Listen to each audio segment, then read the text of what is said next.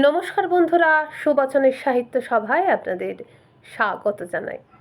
আজ পড়ে শোনাচ্ছি গজেন্দ্র কুমার মিত্রের অজন্তার আত্মা। অর্ধচন্দ্রাকৃতি বললে ভুল বলা হয়। ঘোড়ার নালের মতো পাহাড়টি বেঁকে গেছে, আর তারই গায়ে সার সার 29টি গুহা, কোনোটা একটু ওপরে কোনোটা নিচে। গুহাগুলোর সামনে দিয়ে যে সরাসরি পথটি তৈরি করা হয়েছে সেটিও কোথাও সিঁড়ি হয়ে নেমে গেছে, কোথাও বা উঠেছে। আর এই অশ্বক্ষুরাকৃতি পাহাড়ের মুখটি সম্পূর্ণ আড়াল করে দাঁড়িয়ে আছে আর একটি পাহাড়। বেছে বেছে এই স্থানটি বৌদ্ধ ভিক্ষুরা বেছে নিয়েছিলেন যাতে বাইরের কোথাও থেকে তাঁদের এই উপাসনার জায়গাটি নজরে না পড়ে। একেবারে দুটো পাহাড়ের মধ্যে ঢুকে না পড়লে কিংবা সামনের পাহাড়ের ওপরে না উঠলে এর অস্তিত্বই টের পাবার উপায় নেই। আর হয়েছিলও তাই। মুসলমান আমলে একেবারেই জায়গাটা জঙ্গলে ঢেকে গিয়েছিল, ওর খবরও কেউ জানতো না। মাত্র 70 বছর আগে এক সাহেব সামনের পাহাড়ে শিকার করতে এসে হরিণের পিছু পিছু একেবারে সবচেয়ে উঁচু শিখরটার উপর উঠে পড়েন এবং হঠাৎ দেখতে পান গভীর জঙ্গলে ঢাকা এই পাহাড়ের গায়ে সার সার গুহাগুলি প্রেতাবাসের মতো নিঃশব্দে দাঁড়িয়ে আছে।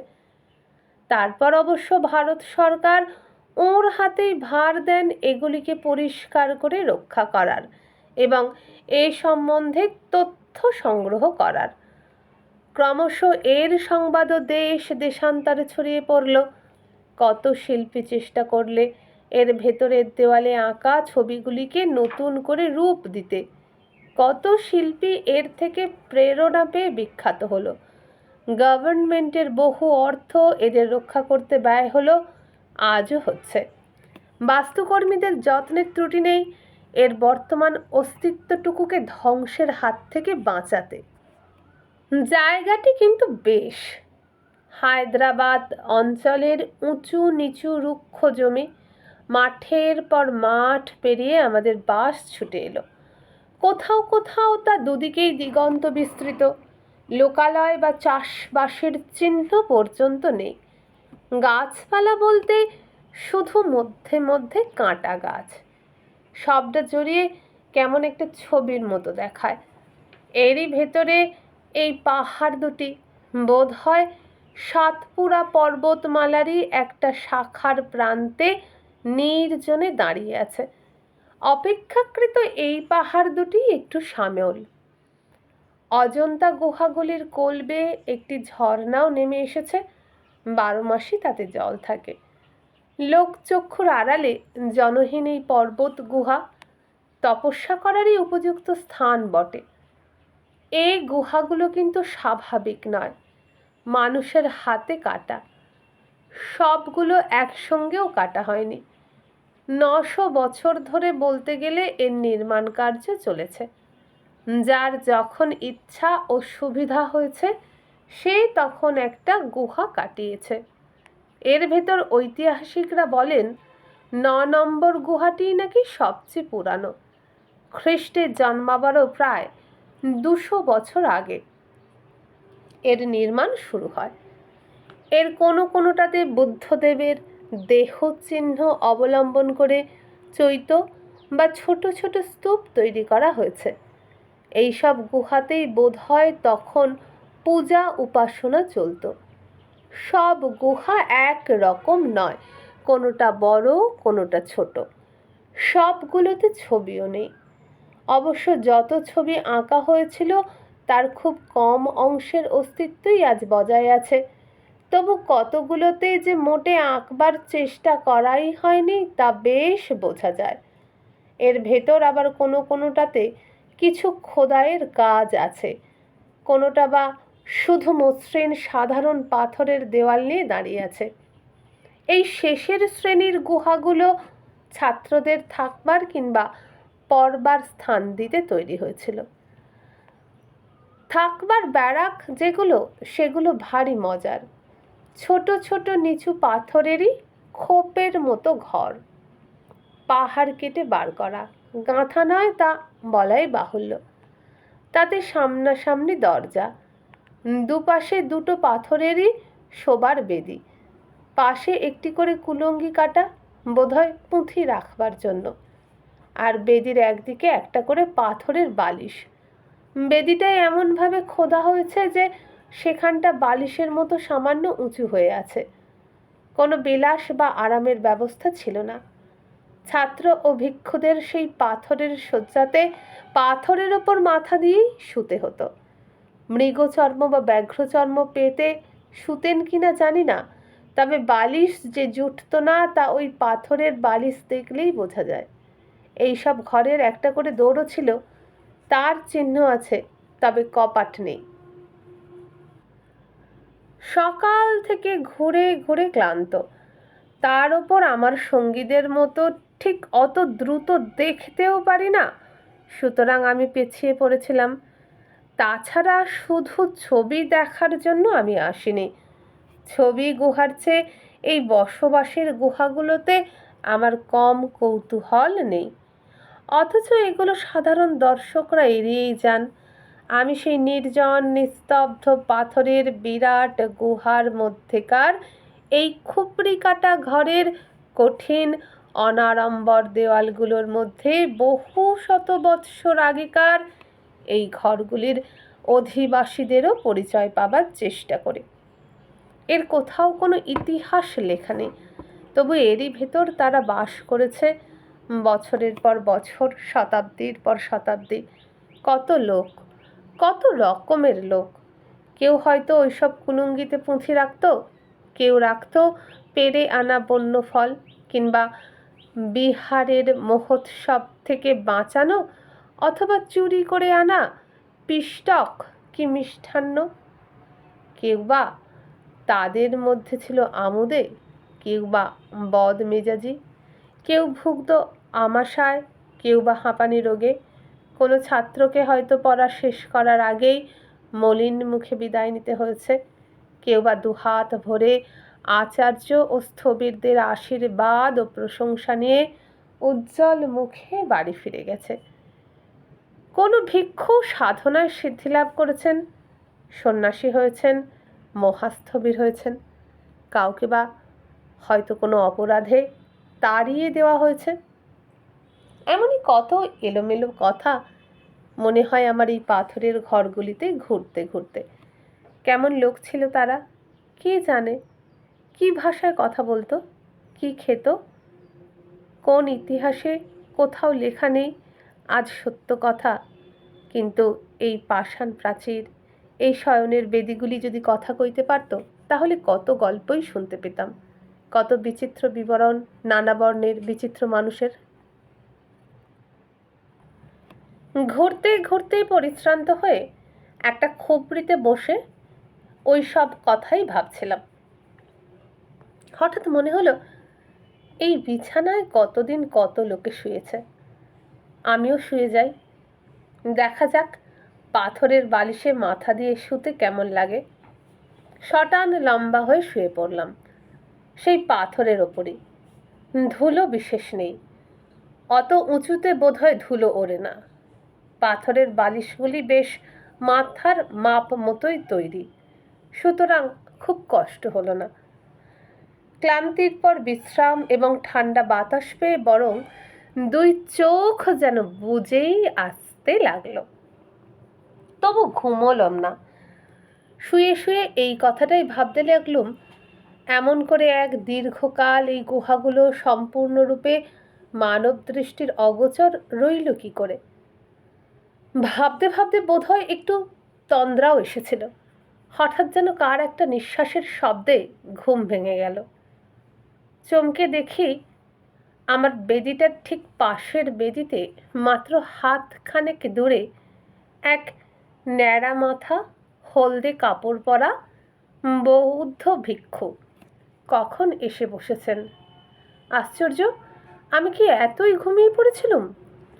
ভিক্ষু হেসে পরিষ্কার বাংলায় বললেন, আমার পায়ের আওয়াজ পাওয়া তো সম্ভব নয়, তাই শুনতে পাননি। আরও অবাক হয়ে গেলাম। কালো রং, ঠোঁট পুরু, এদেশের অধিবাসীদের সঙ্গেই চেহারার মিল বেশি। আমি তো দক্ষিণী বলেই মনে করেছিলাম। প্রশ্ন করলাম, আপনি বাঙালি? না, আমি তামিলি, কিন্তু আমি এখন যেখানে থাকি সেখানে সব ভাষাই আপনা আপনি আয়ত্ত হয়। সে আবার কোন দেশ? মনে মনে ভাবি। ভিক্ষুকে উত্তর দেন, সে দেশে জাতি বিচার নেই, ধর্ম নেই, দেশের কোনো গণ্ডির টানা নেই। অর্থাৎ আমি এখন পরলোকে আছি। ভয়ে গাটা শিরশির করে ওঠে। কোনো মতে প্রশ্ন করি, তবে কি আপনি ভূত?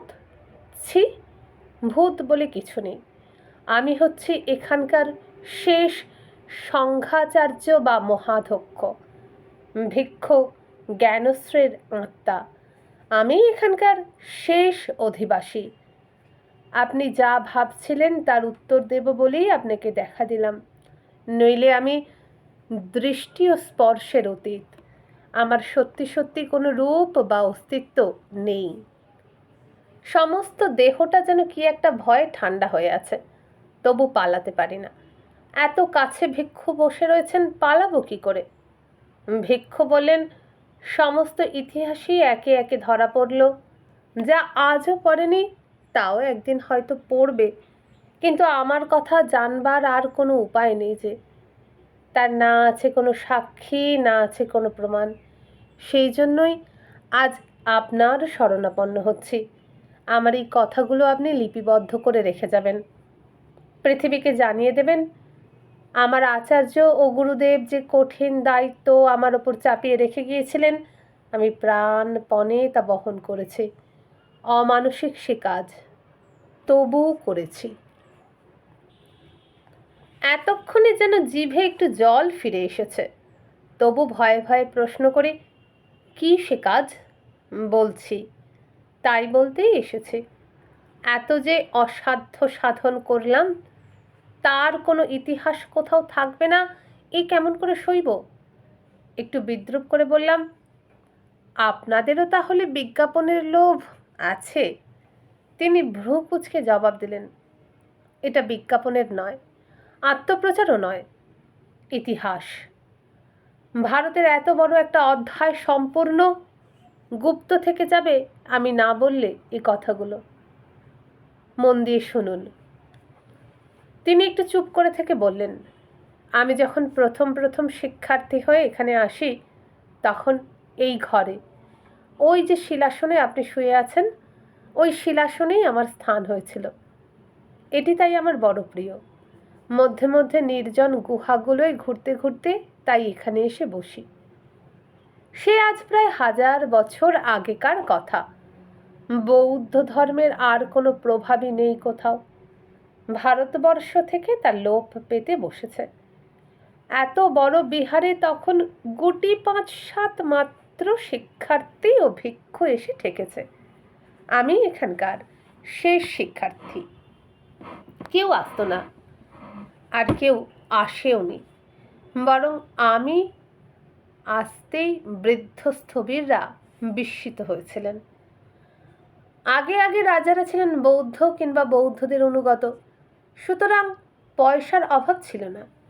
কিন্তু আমার আমলে কোনো রাজকীয় সাহায্যই আর বৌদ্ধ বিহাররা পেত না। বিক্রমশিলা, নালন্দা তখন লোপ পেয়েছে। সারনাথ মাটির তলায় অর্ধেক ঢাকা পড়ে গেছে। আমাদের এখানের অবস্থাও শোচনীয়। পুরাতন সঞ্চয় যা সামান্য ছিল মঠের কোষাগারে, তা থেকে কোনো মতে 5-7টি লোকের চলত। শীতকালে তবু দূরবর্তী গ্রামে ভিক্ষায় যেতাম, তাও তারা বিশেষ ভিক্ষা দিতে চাইতো না। হলদে কাপড় দেখলেই বিরক্ত হতো। বর্ষাকালটা সম্পূর্ণভাবে বন্য ফল ও কন্দ খেয়ে কাটাতে হতো। এইভাবে আরও কিছুদিন কাটল। অপর যারা শিক্ষার্থী তারাও চলে গেল, কেউ বা এ পথ ছেড়েই দিল। 2-1 সন্ন্যাসী যারা ছিলেন তারাও দেহ রাখলেন।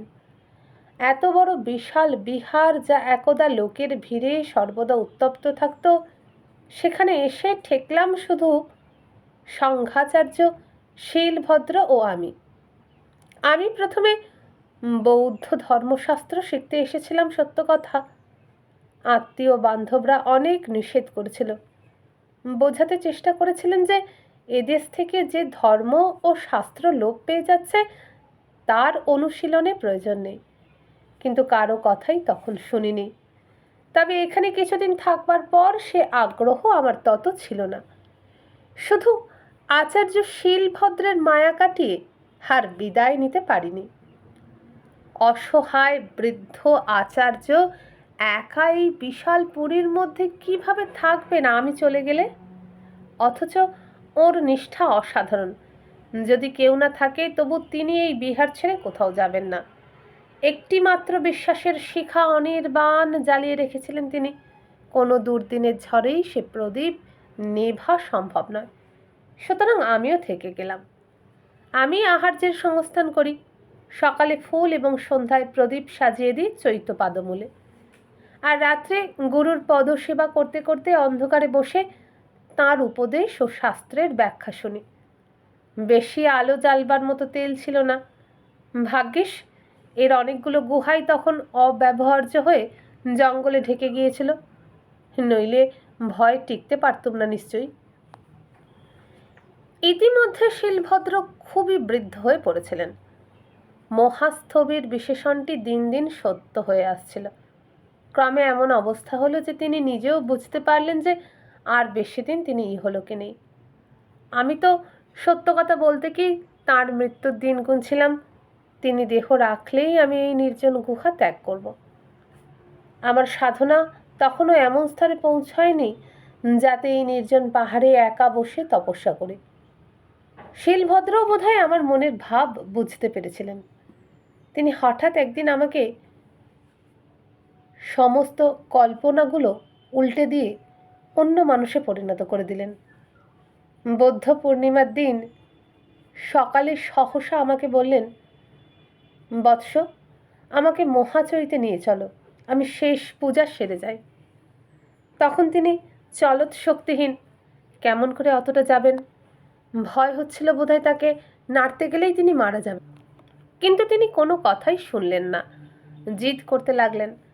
অগত্যা তাকে বলতে গেলে একরকম টেনে টেনেই নিয়ে এলাম তাঁর বাসস্থান থেকে ওপরের এই মহাচৈতে। বুড়োর জান অসম্ভব শক্ত, নিঃশ্বাস প্রায় বন্ধ হয়ে এলো মাঝে মাঝে, চোখ ঠেলে বেরোবার উপক্রম হলো, তবু তিনি নিবৃত্ত হলেন না। আমি প্রতি মুহূর্তেই ভয় করছিলাম যে এই বুঝি গুরু হত্যার জন্য দায়ী হতে হয়। কিন্তু শেষ পর্যন্ত তিনি নিরাপদেই পৌঁছলেন। তখন আর স্নানের অবস্থা ছিল না। ঝর্ণার জল ছিটিয়ে দিলাম তার মাথায়, ফুল চন্দন সব হাতের কাছে গুছিয়ে দিলাম। তিনি প্রায় অস্ফুট কণ্ঠে মন্ত্র উচ্চারণ করলেন। তার কম্পিত শিথিল হাত ফুল ধরতে পারে না। আমি তার হাতে ফুল দিয়ে হাত এগিয়ে দিলাম বেদির দিকে। এইভাবে পূজা শেষ করে সহসা তিনি বললেন, বৎস শোনো, আমার একটি শেষ কর্তব্য বাকি আছে, সেটি পালন করব এবার। আদেশ করুন। বললাম সবিনয়ে। তিনি ইঙ্গিতে আমার মাথা তার হাতের কাছে নিয়ে যেতে বললেন। আমি মাথা নোয়ালাম। তিনি তার তুষার শীতল ডান হাতটি কোনো মতে আমার মাথায় রেখে বললেন, আমি শীলভদ্র, এই বিহারের শেষ সংঘাচার্য ও মহাস্থবির। তোমাকে আমার উত্তরাধিকারী ও ভাবী সংঘাচার্য নিয়োগ করলাম। আজ থেকে এই বিহার ও চৈত্যের ভার তোমার। যদি কখনো কোনো শিক্ষার্থী কি ভিক্ষু আসে, তুমি গুরুর কর্তব্য পালন করবে। এই চৈত্য ও প্রভু অমিতাভের এই পূজার স্থানকে রক্ষা করবে প্রাণপণে। আমি তোমার প্রতি এই শেষ আদেশ দিলাম। আমি যেন হাঁপিয়ে উঠে প্রায় চিৎকার করে বললাম, এই কি করলেন গুরুদেব? এই সঙ্গে আর লোক কোথায়? আমি কার উপর গুরুত্ব করব? তাছাড়া আমার ভিক্ষুব্রত গ্রহণের অবসর দিলেন না যে আমি কি করে এ পদ গ্রহণ করব? সে আমি বুঝব বৎস। আমি যখন মনোনয়নের একমাত্র অধিকারী, বর্তমানে তখন সেই দায়িত্ব আমার। তুমি এই চৈত্য স্পর্শ করে শপথ করো যে এ দায়িত্ব তুমি বহন করবে প্রাণপণে। বলো, বলো। আমার আর সময় নেই। অগত্যা তাই বলতে হলো। আর সময় ছিল না সত্যি, কারণ প্রায় সঙ্গে সঙ্গেই গুরুদেব শেষ নিঃশ্বাস ত্যাগ করলেন। আমি ভেবে দেখবারও অবসর পেলাম না, না বলতেই বড্ড মায়া হলো। কিন্তু কোনো মতে গুরুদেবকে সমাধিস্থ করে যখন একটু বিশ্রামের অবসর পেলাম, তখন আমার শপথের পূর্ণ গুরুত্বটা বুঝতে পারলাম। স্বার্থপর গুরুদেব এ কি করে রেখে গেলেন আমাকে? জীবনমৃত হয়ে রইলাম এই বিশাল দুটি পাহাড়ের বাইরের জগৎ এবং সংসার যেখানে একেবারে অবারিত করে রেখেছে, সেইখানে লোকচক্ষুর সম্পূর্ণ অন্তরালে এই বিশাল গুহাগুলির মধ্যে একা একা প্রেতের মতো ঘুরে বেড়াতে হবে আমাকে দিনের পর দিন। হয়তোবা বাইরের জগতের অস্তিত্বই ভুলে গেছে, তারা কোনোদিন হয়তো কল্পনাও করবে না এর ভেতরে কোনো মানুষ আছে। যতই কথাটা ভাবতে লাগলাম, ততই যেন দম বন্ধ হয়ে আসতে লাগলো। চিৎকার করে কেঁদেও উঠলাম একবার, কিন্তু সে কান্নার শব্দ চারিদিকের শূন্যতায় প্রতিধ্বনিত হয়ে ফিরে এসে আমাকে স্তব্ধ করে দিলে। অথচ উপায়ও নেই। মৃত গুরু এবং চৈত্য স্পর্শ করে শপথ করেছে প্রাণপণে এই বিহারের রক্ষণাবেক্ষণ করব। সে শপথ ভাঙবার সাধ্য আমার ছিল না। সুতরাং এমনি করেই দিন কাটতে লাগলো। এই প্রহরীহীন ও কপাটহীন নির্জন কারাগারে আমি একা একাই ভূতের মতো নিঃশব্দে ঘুরে বেড়াই। পুঁথিগুলো উল্টে দেখি, নয়তো নিজেও কিছু লেখবার চেষ্টা করি। আমার তখনকার দৈনন্দিন জীবনের একটু ইতিহাস বা অভিজ্ঞতা যা বলেন লিখবার চেষ্টাও করেছিলাম, কিন্তু এখানকার অসংখ্য পুঁথির সঙ্গে তা নষ্ট হয়ে গেছে। এইভাবে কাটে দিন, মাস, বৎসর, যুগ। আগে তবু দু একদিন ভিক্ষায় বেরোতাম, ইদানিং তাও ইচ্ছা করে না। এক মানুষ, কার জন্য ভিক্ষা করব? বাদামের তেল তৈরি করি, তাতেই আলো চলে, আর ফলমূল খাই। হঠাৎ প্রায় 3 বৎসর একাদিক্রমে এইখানেই বন্ধ হয়ে থাকার পর অত্যন্ত বস্ত্রাভাব হওয়ায় একদিন ভিক্ষায় বার হলাম। পথ ঘাট অপরিষ্কার, প্রায় রুদ্ধ, তবু যাওয়া যায়। কিন্তু অত কষ্ট করে লোকালয়ে গিয়ে চমকে উঠলাম। সর্বত্রই যেন একটা ভয়ের ভাব, সর্বত্র আতঙ্ক। ব্যাপার কি? অনেক চেষ্টার পর শুনলাম একদল বিদেশি ও বিধর্মী দস্যু উত্তর পশ্চিম অঞ্চলের পার্বত্য পথ বেয়ে নেমে এসেছে ভারতবর্ষের সর্বস্ব লুঠ করতে। দেবস্থান ও মঠ বা বিহারের উপর তাদের বেশি ঝোঁক। সোমনাথের মন্দির ভেঙে নিশ্চিহ্ন করেছে, মালবের স্বপ্ন বাসুদেবের মন্দিরের অস্তিত্ব নেই। দু একটি বৌদ্ধ বিহার বা চৈত্য যা তাদের পথে পড়েছে, তারাও রক্ষা পায়নি। সেই দুর্বার দস্যুদল নাকি এবার দাক্ষিণাত্যের দিকে এগোচ্ছে। ভয়ে ভয়ে এখানে ফিরে এলাম। তখন সঠিক সংবাদ জানার কোনো উপায় ছিল না, কিন্তু এদের আতঙ্ক দেখে মনে হলো শত্রু নিকটে এসেছে। এখন কি করি? কি করে এই চৈত্যকে রক্ষা করি? আমি যে শপথ করেছি প্রাণপণে এই চৈত্য বিহারকে রক্ষা করব। যদিও তখন গুরুদেবের মনে এরকম সম্ভাবনা জাগেনি, তিনি সাধারণভাবেই রক্ষা করার কথা বলেছিলেন। পূজা অর্চনা, ঐতিহ্য রক্ষার কথাই তার মনে প্রথমে জেগেছিল। তবু শব্দের অর্থ তাতে বদলায় না। ভেবে যেন কুল কিনারা পেলাম না। একে তো একা, তার উপর লোক ডাকতে গেলেও কেউ আসবে এমন সম্ভাবনা নেই। 3-4 দিন ধরে অনবরত ভাবতে ভাবতে অবশেষে একটা চিন্তা আমার মাথায় এলো। একজন মানুষের পক্ষে যা দুঃসাধ্য, তবু তা ছাড়া আর পথ ছিল না। দুটি পাহাড়ের মধ্যে যে বিস্তৃত সমতল পথ, তার চিহ্ন পর্যন্ত লোপ করতে হবে। এখানকার অস্তিত্ব নাট্যের পায় কেউ। আবার সঙ্গে সঙ্গে শুরু হলো সেই দুঃসাধ্য সাধন ব্রত। একটি একটি করে ছোট গাছ বেছে নিই, তারপর 4-5 দিনের চেষ্টায় চারপাশের মাটি খুঁড়ে গোড়া শুদ্ধ তাকে টেনে নিয়ে যাই ওইখানে। আগেই গর্ত খোঁড়া থাকে, সেখানে পুঁতে দিই আবার। গাছ যত ছোটই হোক, তার ওজন তো কম নয়, টানতে পারি না, তবু একটু একটু করে এক চুল করে নিয়ে যাই। নাড়ানোই এক এক সময় অসম্ভব মনে হতো, তবু হাল ছাড়িনি। একটি গাছ কেটে নিয়ে গিয়ে পুঁততে সময় লাগতো 6 দিন থেকে 7 দিন। ওইভাবে সমস্ত পথটা জঙ্গলে ভরিয়ে দিলাম। যা ছিল প্রান্তর তা হয়ে গেল বন। সমস্ত পথটিকে জঙ্গলে ঢেকে নিশ্চিহ্ন করতে সময় লেগেছিল আমার 9 মাস। বসন্তে শুরু করেছিলাম, শরৎ শেষ হলো।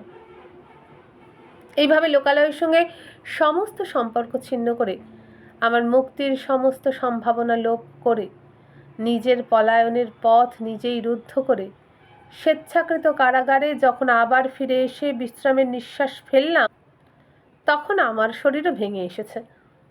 ঝড় জল রৌদ্র সব সহ্য করে পরিশ্রম করেছি দৈনিক 3 প্রহর থেকে 4 প্রহর পর্যন্ত। তার ফল কি আর ফলবে না? মানুষের যা সাধ্য তার চেয়েও বেশি করেছে। আজ অবধি কোনো একজন মানুষ বোধ করি এতটা কাজ করতে পারেনি। ক্রমে আমার জীবনদীপও নেমে এলো। হামাগুড়ি দিয়ে দিয়ে এসে একদিন ওই চৈত্যের পদমূলে আমার শেষ পূজা সাঙ্গ করলাম। তারপর গুরু এবং ভগবান অমিতাভকে স্মরণ করে শুয়ে পড়লাম ওইখানেই। বন্য জন্তু যদি আমার মৃতদেহ জঙ্গলে টেনে নিয়ে না যেত, তাহলে সেই অস্থি বোধহয় ঐতিহাসিকরা ওইখানেই খুঁজে পেতেন। আজও ওই পাথরের নুড়ি সরিয়ে খুঁজলে 2-1টা টুকরো মিলবে শিলীভূত অবস্থায়। দীর্ঘ কাহিনী শেষ করে ভিক্ষু থামলেন। আমি নির্বাক হয়ে বসেছিলাম এতক্ষণ। এখন কি বলবো ভেবে না পেয়ে বললাম, তারপর আর কি? এই ইতিহাস লিখে রাখতে চেয়েছিলাম, থাকেনি, তাই আপনাকে বলে গেলাম। যদি বিশ্বাস হয় তো লিপিবদ্ধ করবেন, প্রচার করবেন। আপনি তো লিখেও থাকেন মধ্যে মধ্যে। আপনার আগে আর কেউ এখানকার অধিবাসীদের নিয়ে মাথা ঘামায়নি। আপনাকে আমাদের কথা চিন্তা করতে দেখেই আজ আপনার কাছে ধরা দিলাম। হঠাৎ বাইরে থেকে বিভূতিবাবুর গলা শোনা গেল।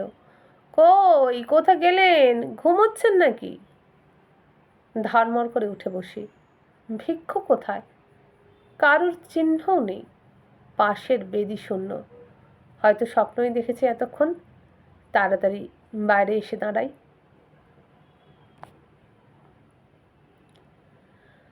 বন্ধুরা, এখানেই শেষ হয়ে গেল আজকের এই ভৌতিক ছোট গল্পটি। কেমন লাগছে কমেন্ট করে জানাবেন। যদি ভালো লাগে একটা লাইক করবেন, বন্ধুদের সাথে বেশি বেশি শেয়ার করবেন, আর আমার চ্যানেলটি এখনও সাবস্ক্রাইব করে না থাকলে সাবস্ক্রাইব করে পাশে রাখা বেল আইকনটি অন করে দেবেন। যদি এরকমই আরও অনেক গল্প শুনতে চান, তাহলে এই ভিডিওর নিচে যে বার আছে সেখানে ক্লিক করবেন। খুলে যাবে চ্যানেলের হোমপেজে পাবেন প্লেলিস্ট। সেখানে আজ পর্যন্ত সমস্ত গল্প থরে থরে রাখা আছে আপনারই জন্য। সেগুলো পড়ুন যতক্ষণ না নতুন গল্প আনি। আজকে বিদায় নিলাম। নমস্কার।